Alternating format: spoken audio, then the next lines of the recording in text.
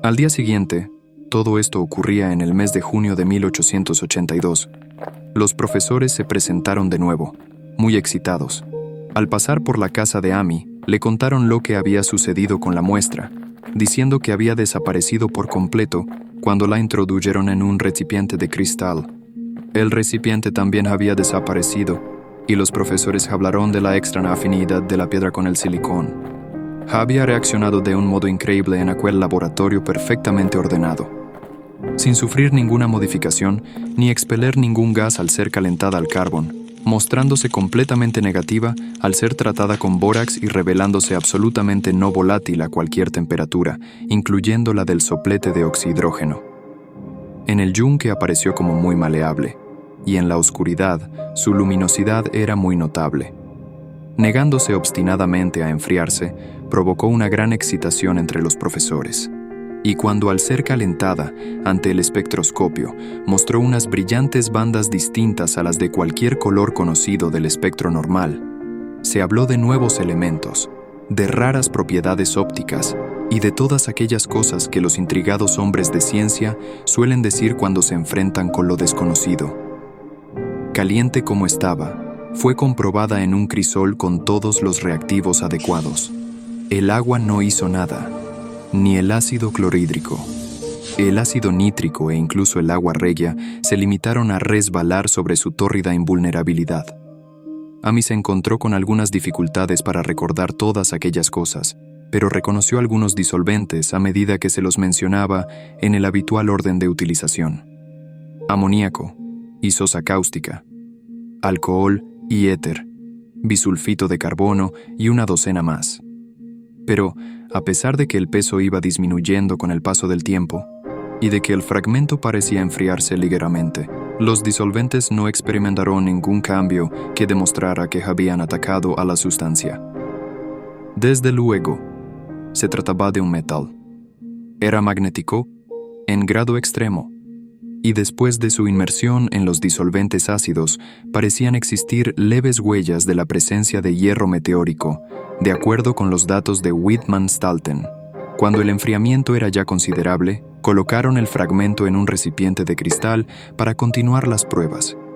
Y a la mañana siguiente, fragmento y recipiente habían desaparecido sin dejar rastro, y únicamente una chamuscada señal en el estante de madera donde los habían dejado probaba que había estado realmente allí.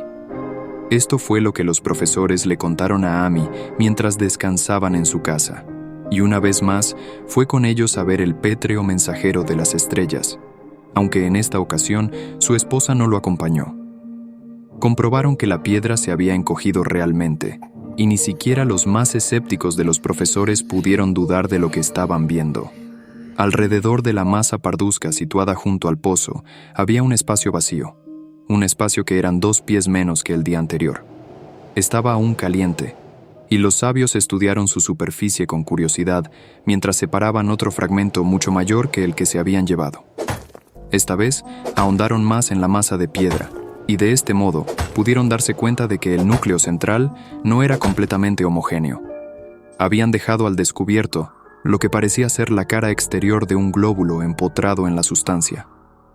El color, parecido al de las bandas del extraño espectro del meteoro, era casi imposible de describir, y solo por analogía se atrevieron a llamarlo color. Su contextura era lustrosa y parecía quebradiza y hueca. Uno de los profesores golpeó ligeramente el glóbulo con un martillo y estalló con un leve chasquido. De su interior no salió nada, y el glóbulo se desvaneció como por arte de magia, dejando un espacio esférico de unas 3 pulgadas de diámetro. Los profesores pensaron que era probable que encontraran otros glóbulos a medida que la sustancia envolvente se fuera fundiendo. La conjetura era equivocada, ya que los investigadores no consiguieron encontrar otro glóbulo, a pesar de que taladraron la masa por diversos lugares. En consecuencia, decidieron llevarse la nueva muestra que habían recogido, y cuya conducta en el laboratorio fue tan desconcertante como la de su predecesora. Aparte de ser casi plástica, de tener calor, magnetismo y ligera luminosidad, de enfriarse levemente en poderosos ácidos, de perder peso y volumen en el aire, y de atacar a los compuestos de silicón con el resultado de una mutua destrucción. La piedra no presentaba características de identificación, y al fin de las pruebas, los científicos de la universidad se vieron obligados a reconocer que no podían clasificarla. No era nada de este planeta, sino un trozo del espacio exterior, y como tal, estaba dotado de propiedades exteriores y desconocidas y obedecía a leyes exteriores y desconocidas. Aquella noche hubo una tormenta, y cuando los profesores acudieron a casa de Nahum al día siguiente, se encontraron con una desagradable sorpresa. La piedra, magnética como era, debió poseer alguna peculiar propiedad eléctrica, ya que había atraído al rayo, como dijo Nahum, con una singular persistencia. En el espacio de 1 hora, el granjero vio cómo el rayo hería 6 veces la masa que se encontraba junto al pozo, y al cesar la tormenta descubrió que la piedra había desaparecido.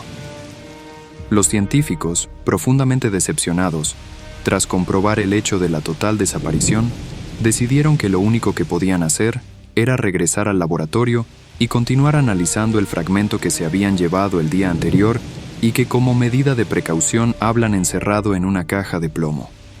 El fragmento duró una semana transcurrida, la cual no se había llegado a ningún resultado positivo. La piedra desapareció, sin dejar ningún residuo, y con el tiempo los profesores apenas creían que habían visto realmente aquel misterioso vestigio de los insondables abismos exteriores, aquel único, fantástico mensaje de otros universos y otros reinos de materia, energía y entidad.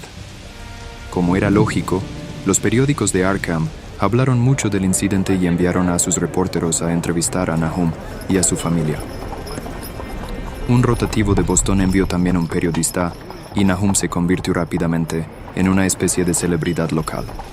Era un hombre delgado, de unos 50 años, que vivía con su esposa y sus 3 hijos del producto de lo que cultivaba en el valle. Él y Amy se hacían frecuentes visitas, lo mismo que sus esposas. Y Amy solo tenía frases de elogio para él después de todos aquellos años. Parecía estar orgulloso de la atención que había despertado el lugar, y en las semanas que siguieron a su aparición y desaparición, habló con frecuencia del meteorito. Los meses de julio y agosto fueron cálidos, y Nahum trabajó de firme en sus campos, y las faenas agrícolas lo cansaron más de lo que lo habían cansado otros años, por lo que llegó a la conclusión de que los años habían empezado a pesarle. Luego llegó la época de la recolección. Las peras u manzanas maduraban lentamente, y Nahum aseguraba que sus huertos tenían un aspecto más floreciente que nunca. La fruta crecía hasta alcanzar un tamaño fenomenal y un brillo musitado, y su abundancia era tal que Nahum tuvo que comprar unos cuantos barriles más a fin de poder embalar la futura cosecha. Pero con la maduración llegó una desagradable sorpresa, ya que toda aquella fruta de opulenta presencia resultó incomible. En vez del delicado sabor de las peras y manzanas, la fruta tenía un amargor insoportable. Lo mismo ocurrió con los melones y los tomates, y Nahum vio con tristeza cómo se perdía toda su cosecha. Buscando una explicación a aquel hecho, no tardó en declarar que el meteorito había envenenado el suelo, y dio gracias al cielo porque la mayor parte de las otras cosechas se encontraban en las tierras altas a lo largo del camino. El invierno se presentó muy pronto y fue muy frío. Amy veía a Nahum con menos frecuencia que de costumbre y observó que empezaba a tener un aspecto preocupado. También el resto de la familia había asumido un aire taciturno y fueron espaciando sus visitas a la iglesia y su asistencia a los diversos acontecimientos sociales de la comarca. No pudo encontrarse ningún motivo para aquella reserva o melancolía, aunque todos los habitantes de la casa daban muestras de cuando en cuando de un empeoramiento en su estado de salud física y mental. Esto se hizo más evidente cuando el propio Nahum declaró que estaba preocupado por ciertas huellas de pasos que había visto en la nieve. Se trataba de las habituales huellas invernales de las ardillas rojas, de los conejos blancos y de los zorros. Pero el caviloso granjero afirmó que encontraba algo raro en la naturaleza y disposición de aquellas huellas. No fue más explícito, pero parecía creer que no era característica de la anatomía y las costumbres de ardillas y conejos y zorros. Amy no hizo mucho caso de todo aquello hasta una noche que pasó por delante de la casa de Nahum en su trineo. en su camino de regreso de Clark's Corners. En el cielo brillaba la luna, y un conejo cruzó corriendo el camino, y los saltos de aquel conejo eran más largos de lo que les hubiera gustado a Amy y a su caballo. Este último, en realidad, se hubiera desbocado si su dueño no hubiera empuñado las riendas con mano firme. A partir de entonces, Amy mostró un mayor respeto por las historias que contaba Nahum, y se preguntó por qué los perros de Gardner parecían estar tan asustados y temblorosos cada mañana. Incluso habían perdido el ánimo para ladrar. En el mes de febrero, los chicos de McGregor, de Meadow Hill, salieron a cazar marmotas, y no lejos de las tierras de Gardner, capturaron un ejemplar muy especial. Las proporciones de su cuerpo parecían ligeramente alteradas de un modo muy raro, imposible de describir, en tanto que su rostro tenía una expresión que hasta entonces nadie había visto en el rostro de una marmota. Los chicos quedaron francamente asustados y tiraron inmediatamente el animal, de modo que por la comarca solo circuló la grotesca historia que los mismos chicos contaron. Pero esto, unido a la historia del conejo, que asustaba a los caballos en las inmediaciones de la casa de Nahum, dio pie a que empezara a tomar cuerpo una leyenda, susurrada en voz baja. La gente aseguraba que la nieve se había fundido mucho más rápidamente en los alrededores de la casa de Nahum que en otras partes, y a principios de marzo se produjo una agitada discusión en la tienda de Potter de Clark's Corners. Stephen Rice había pasado por las tierras de Gardner a primera hora de la mañana y se había dado cuenta de que la hierba fétida empezaba a crecer en todo el fangoso suelo. Hasta entonces no se había visto hierba fétida de aquel tamaño, y su color era tan raro que no podía ser descrito con palabras. Sus formas eran monstruosas, y el caballo había relinchado lastimeramente ante la presencia de un hedor que hirió también desagradablemente el olfato de Stephen. Aquella misma tarde, varias personas fueron a ver con sus propios ojos aquella anomalía, y todas estuvieron de acuerdo en que las plantas de aquella clase no podían brotar en un mundo saludable. Se mencionaron de nuevo los frutos amargos del otoño anterior, y corrió de boca en boca que las tierras de Nahum estaban emponzoñadas. Desde luego, se trataba del meteorito, y recordando lo extraño que les había parecido a los hombres de la universidad, varios granjeros hablaron del asunto con ellos. Un día hicieron una visita a Nahum, pero como se trataba de unos hombres que no prestaban crédito con facilidad a las leyendas, sus conclusiones fueron muy conservadoras. Las plantas eran raras, desde luego, pero toda la hierba fétida es más o menos rara en su forma y en su color. Quizás algún elemento mineral del meteorito había penetrado en la tierra, pero no tardaría en desaparecer. Y en cuanto a las huellas en la nieve y a los caballos asustados, se trataba únicamente de habladurías sin fundamento que habían nacido a consecuencia de la caída del meteorito,